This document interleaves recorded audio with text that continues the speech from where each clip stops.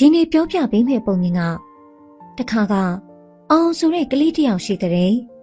သူငယ်စဉ်တုန်းကစာထူးချွန်ပြီးအတန်းထဲမှာအမြဲထိတ်ဆုံးကနေခဲ့တယ်။အရွယ်ရလာတာနဲ့မျှအတန်းကြီးလာပြီးစာရီများလာတဲ့အခါ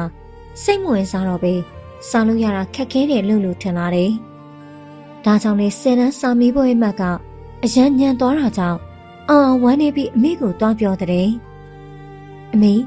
စာအရန်ခက်ခဲတယ်ဗျာကျွန်တော်စာလုပ်ချင်စိတ်မရှိတော့ဘူး။တိုင်းမင်းလက်ထဲမှာရှိတဲ့ခဲတံကိုသေချာကြည့်ခဲတံကိုချွန်ဆက်သေးထည့်ချွန်နေတော့မှနာကျင်ပြီးမဲ့ဒီနာကျင်မှုဟာပဲလှပတဲ့စလုံးတွေမြင်းချောင်းတွေရေးဆွဲလို့ကောင်းတာမဟုတ်လား။ဒါကြောင့်တားလေးရုန်းကန်မှုမိဟာပြင်းထန်နေအောင်မြင်မှုရဲ့အယောင်ဟာတောက်ပနေပါပဲ။ပြီးတော့တောင်တကူလေးကကြောက်ခဲနှခဲထွက်တယ်။တခင်ကဖျားဆင်းတူထူတဲ့စီရောက်သွားပြီးတခဲကဖျားเจ้าရဲ့လှေကားဖြစ်သွားတယ်